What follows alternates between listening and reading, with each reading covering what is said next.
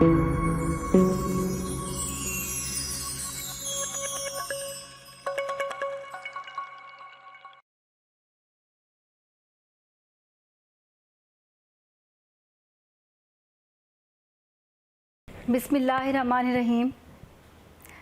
अज़ीज़ तलबा अस्सलाम वालेकुम।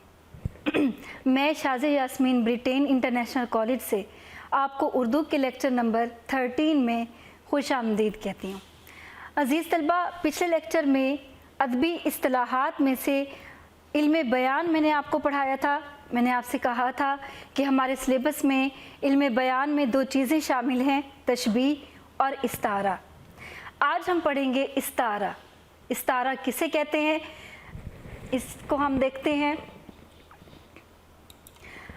इस्तारा अरबी ज़ुबान का लफ्ज़ है, बल्कि एक चीज़ आपने ज़हन नशीं कर लेनी है कि हमारी जितनी भी इस्तिलाहात हैं, तशबीह, इस्तारा, तलमी, ये सब अरबी ज़ुबान से हैं। इस्तारा अरबी ज़ुबान का लफ्ज़ है जिसके लुग़त में मानी है उधार लेना, और इस्तिलाही मानी अगर आप इसके देखें, जो इसकी तारीफ़ है जो हम अमली तौर पर इस्तेमाल करते हैं, वो ये है कि अगर कोई लफ्ज़ अपने हकीकी मानों की बजाय मजाजी मानों में इस्तेमाल हो और इसके हकीकी और मजाजी मानों में तशबीह का ताल्लुक़ हो तो इसे इस्तारा कहते हैं। स्टूडेंट्स यहीं से परेशान हो जाते हैं कि हम इस डेफिनेशन को कैसे समझें कि इस्तारा क्या है। अहम चीज़ थी आपकी तशबीह समझना। जब आप एक कदम उसमें रख चुके हैं और तशबीह समझ चुके हैं तो इस्तारा मुश्किल नहीं होता आपके लिए समझना। सिर्फ थोड़ा सा चंद चीज़ों पे गौर करने की ज़रूरत है। फिर से डेफिनेशन को देखिएगा, मैंने इसमें 3 चीज़ों का जिक्र किया है। एक, मैंने कहा कि जब हम हकीकी मानों की बजाय, अगर कोई लफ्ज़ है और वो हकीकी मानों की बजाय मजाजी मानों में इस्तेमाल होता है और उसके हकीकी और मजाजी मानों में तशबीह का ताल्लुक़ है तो उसे इस्तारा कहते हैं। अब इन चीज़ों को समझिएगा, हकीकी मानी क्या है, मजाजी मानी क्या है। जब आप इसको समझ जाएंगे तो आपको क्लियर हो जाएगा। हकीकी से क्या मुराद है, सच, हकीकत। जैसे मैं मौजूद हूँ आपके सामने, जिस चीज़ का आपको वजूद नज़र आता है वो हकीकत है।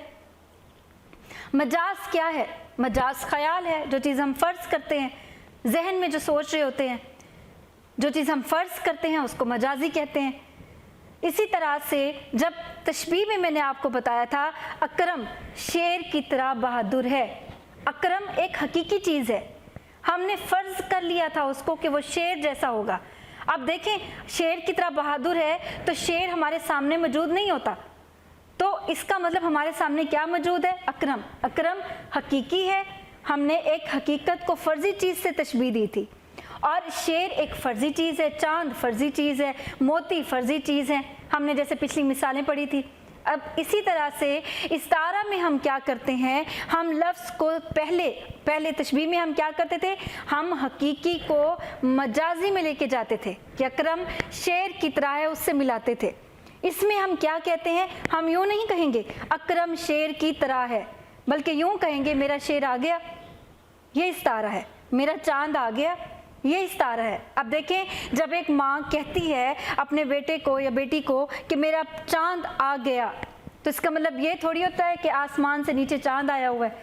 इसका मतलब यही हुआ कि वो प्यार से अपने बच्चे को क्या कहती है, चाँद जैसा हसीन समझती है, तो वो फ़र्ज़ कर रही होती है, वो फ़र्ज़ चीज़ से पुकार रही होती है, मेरा चाँद आ गया, मेरा शेर आ गया। तो शेर भी कोई नहीं आया हुआ होता, तो इसका मतलब माँ अपने बेटे को बहादुरी की वजह से कह रही होती है कि मेरा शेर आ गया।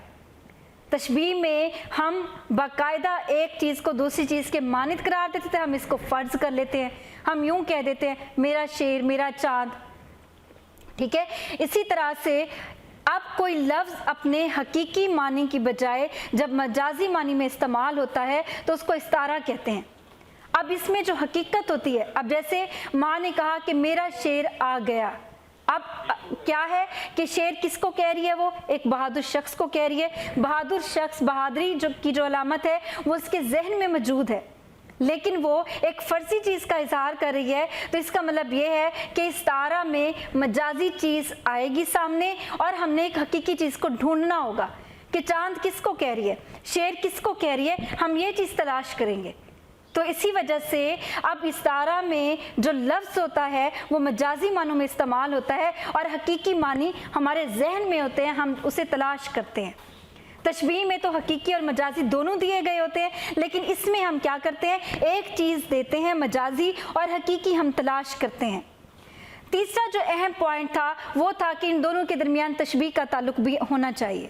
یعنی ہم جب یہ کہیں کسی کو کہ میرا چاند آ گیا, تو جس کو ہم چاند کہہ رہے ہیں اس میں وہ خصوصیت بھی ہونی چاہیے. مثلاً فار ایگزامپل اب اگر ماں اپنے بچے کو کہتی ہے کہ میرا چاند آ گیا, تو اس کا مطلب وہ اپنے بچے کو خوبصورت سمجھتی ہے, تو اسی وجہ سے کہتی ہے کہ میرا چاند آ گیا. اگر آپ یہی چیز آپ کسی اور چیز کو کہہ دیں, ٹھیک ہے, آپ انسان کو نہ کہیں اور کسی کو کہیں کہ یہ چاند ہے یا وہ نئی چیز جو اس کے اندر وہ خصوصیت ہے, تو پھر تشبیہ کا تعلق نہیں ہوگا. ٹھیک ہے, مثلاً آپ کالے کو سفید اور سفید کو کالا کہہ دیں, تو اس کا مطلب یہ ہے کہ ان کے درمیان تشبیہ کا تعلق نہیں ہے. اسی وجہ سے اب ان دونوں کے درمیان بھی تشبیہ کا تعلق ہونا چاہیے, یعنی ہم جس کو جو چیز کہہ رہے ہیں وہ خوبی بھی اس کے اندر موجود ہونی چاہیے. تین چیزیں, تین پوائنٹ ایک بار پھر سے سن لیں کہ استعارہ میں آپ یہ دیکھیں کہ مجاز کا ذکر ہوتا ہے, فرضی چیز کا ذکر ہوتا ہے اور حقیقی چیز کا ذکر نہیں ہوتا. حقیقی چیز ہم نے تلاش کرنی ہوتی ہے اور ہم جس کو فرض کر رہے ہیں اس کے اندر وہ خوبی بھی ہونی چاہیے, وہ تشبیہ بھی اس کے اندر ہونی چاہیے, یعنی ہم وہ مشابہت ہونی چاہیے. ٹھیک ہے, اسی طرح سے اب دیکھیے گا کہ استعارہ کے ارکان کتنے ہیں. ارکان استعارہ ہمارے پاس تین ہے. مستعار لہو پہلا, جس چیز یا شخص کے لیے کوئی لفظ مستعار لیا جاتا ہے, یعنی ہم جس چیز یا شخص کے لیے ہم کوئی لفظ کیا کرتے ہیں, ادھار لیتے ہیں. مثلا میں نے آپ کو بتایا تھا مشبہ کیا ہوتا ہے, جس کو تشبیہ دیتے ہیں اور وہ ہمارے ساتھ موجود بھی تھا. ہم نے کہا اکرم کو شیر سے تشبیہ دی گئی ہے, تو اکرم اس کی مثال کے اندر موجود تھا, تو ہم نے کہا یہ مشبہ ہے. لیکن یہاں سب سے اہم پوائنٹ سمجھے گا, مستعار لہو مثال کے اندر موجود نہیں ہوتا. میں نے آپ سے کہا فرضی چیز کا ذکر ہوتا ہے, حقیقی آپ نے تلاش کرنی ہے. آپ اس خوبی سے تلاش کریں گے کہ اس کو کس وجہ سے کہا جا رہا ہے. مستعار لہو رکن جو ہے وہ مثال میں نہیں ہوگا, مستعار منہو ہوگا.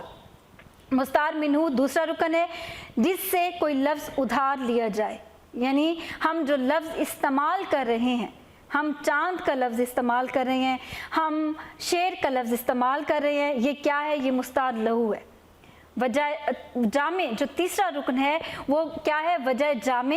مستعار لہو اور مستعار منہو میں پائی جانے والی مشترک خوبی کو وجہ جامع کہتے ہیں, کہ ان دونوں کے درمیان میں جو خوبی تھی وہ کیا کہلائے گی, وجہ جامع. مثلا مثال میں ماں نے کہا تھا میرا چاند آ گیا, تو ہم کہیں گے چاند کیا ہے, مستعار منہو.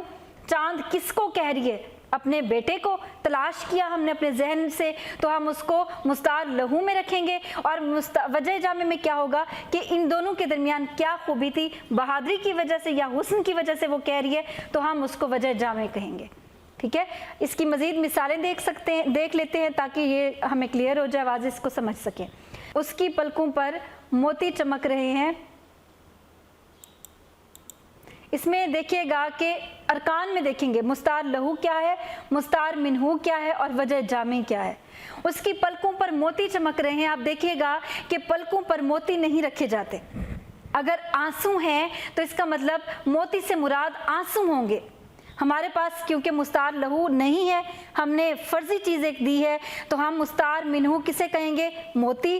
مستعار لہو سے مراد کیا ہوگا, آنسو. وجہ جامع کیا ہوگی, چمک. کہ ہم نے آنسو کی چمک کو ہم نے کیا کہا ہے, ہم نے کہا ہے کہ موتی چمک رہے ہیں.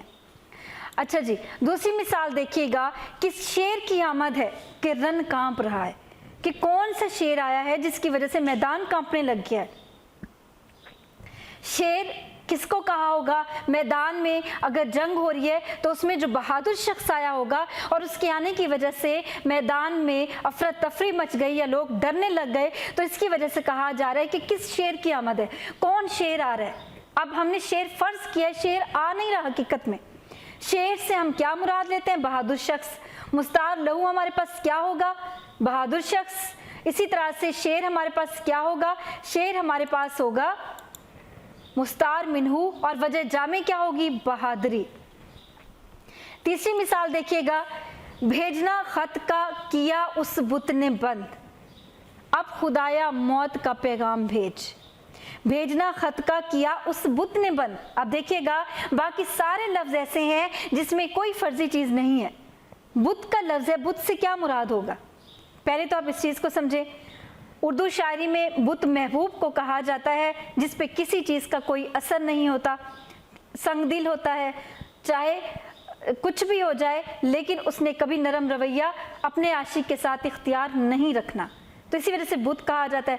अब अगर बुत कहा है तो अब शेर को समझिएगा, भेजना खत का किया उस बुत ने बंद, यानी महबूब ने ख़त लिखना बंद कर दिया। तो अब यहाँ से हम कहेंगे बुत क्या है, इस्तारा है। मुस्तार लहू अगर रुकन में इसको तकसीम करते हैं, मुस्तार लहू में क्या आएगा, मुस्तार लहू में आएगा आपका महबूब, और इसी तरह से हम मुस्तार मिन्हू में लिखेंगे बुत, और वजह जामे क्या होगी, वजह जामे होगी उसकी संगदिली। अच्छा जी, उम्मीद है आपको इस्तारा समझ आया होगा। अब थोड़ा सा इस चीज़ में देख लीजिएगा कि आपको, ताकि तशबीह और इस्तारा वाज़े तौर पर क्लियर हो जाएं कि तशबीह और इस्तारा में फ़र्क क्या है। तशबीह इस्तारा की इब्तदाई सूरत है, यानी उसमें हकीकी मजाजी दोनों चीज़ों दी गई होती हैं, और आप मिसाल देकर आसानी से आप उसके रुकन समझ जाते हैं कि इसको इससे तशबीह दी जा रही है। और इस्तारा क्या है, तशबीह की बलीग तरीन सूरत है, बहुत फैली हुई इंतहा कि आखिरी सूरत है कि जिसमें आपको ये ढूंढना पड़ता है कि इसमें चांद किसको कहा गया है, सितारा किसे कहा गया है, मोती किसे कहा गया है, आपको वो चीज़ तलाश करके मुस्तार लहू में लिखनी पड़ती है। तो इसी वजह से इस्तारा तशबीह की बलीग तरीन सूरत है। दूसरा पॉइंट देखिएगा, तशबीह की बुनियाद हकीकत पर होती है, इस्तारा की बुनियाद मजाज पर होती है। यानी तशबीह की बुनियाद हकीकत पर इसलिए कि आप एक हकीकी चीज़ को कहते हैं कि वो फ़लाँ जैसी है। पिछली मिसालों में हमने किसी को किसी से तशबीह दी, एक हकीकी चीज़ को मजाजी चीज़ से तशबीह दी। हमने कहा कि अली चांद की तरह खूबसूरत है, अकरम शेर की तरह बहादुर है, अली अकरम हकीकी हैं, तो इसलिए इसकी जो बुनियाद होती है वो हकीकत होती है। और इस्तारा की बुनियाद मजाज पर होती है, हम लेते ही फर्जी चीज़ है, मेरा चांद आ गया, मेरा शेर आ गया, किस शेर की आमद है कि रन कांप रहा है, मोती चमक रहे हैं, हम फर्जी चीज़ तलाश करते हैं उसमें, ठीक है। इसी तरह से तीसरा देखिएगा कि इसमें मुशब्बा और मुशब्बा बे दोनों का जिक्र मौजूद होता है तशबीह में, कि उसमें ये मौजूद होता है किसको तशबीह दी जा रही है मुशब्बा, और किससे दी जा रही है मुशब्बा बे, ये दोनों चीज़ें मौजूद हैं। और इस्तारा में सिर्फ मुस्तार मिन्हू का जिक्र होता है और मुस्तार लहू आपको तलाश करना पड़ता है। तो ये फ़र्क है इन दोनों के दरमियान। इसी तरह से अरकान तशबीह 5 हैं, जबकि अरकान इस्तारा 3 हैं। उम्मीद है आपको ये इल्म बयान की दोनों इस्तिलाहात समझ में आ गई होंगी। अब हम इसका जो तीसरा रुकन रहता है इल्म बयान का नहीं, इल्म बदी का तलमी, इंशाअल्लाह अगले लेक्चर में उसका आगाज़ करेंगे। तब तक के लिए अल्लाह हाफिज़।